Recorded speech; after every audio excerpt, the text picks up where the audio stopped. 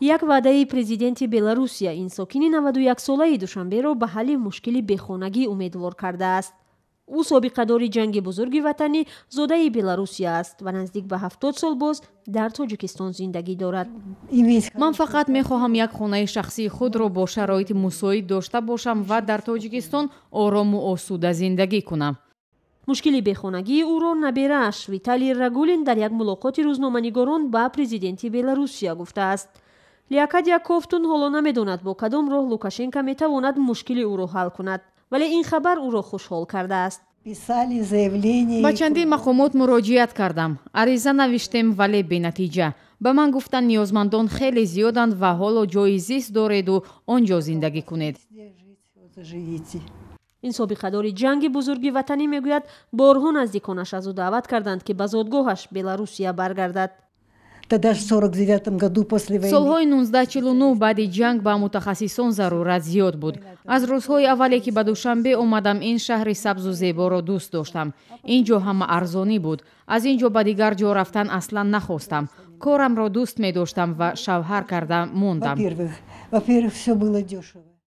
соли 1926 дар Беларусия таваллуд шуда дар 14-солагӣ ба ҷанг рафт. баъди хатми донишкада охири солҳои 40 дар синни 24 барои кор ба Тоҷикистон сафарбар шуд.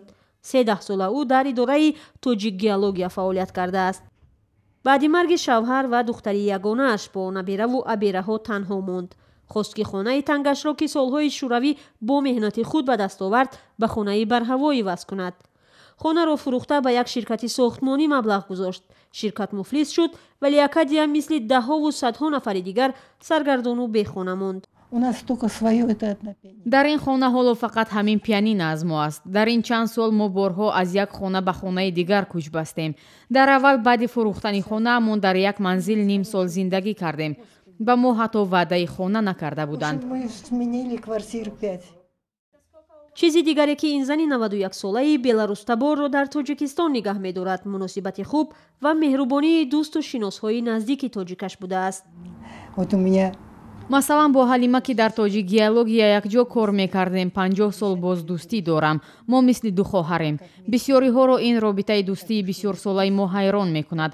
ҳоло сахт бемор аст. пештар имкони сиҳатиам хуб буд ва ба хабаргириаш мерафтам. ҳоло наметавонам зуд ба аёдаташ равам. тоҷикон мардуми хубанд. ҳеҷ гоҳ дасти холӣ ба хонаи кас намераванд. ин собиқадори ҷанг имрӯз 1700 сомонӣ нафақапулӣ мегирад.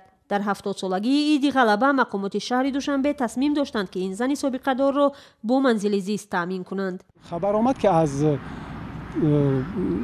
Русия ба ӯ ёрӣ мерасонанд ва хона харида метиҳанд. ва ба ҳамин сабаб ба ӯ хона ҷудо карда нашуд ки ҳал шуд ин масъала, вале бинед ки ҳамин масъала ҳалли худро наёбад.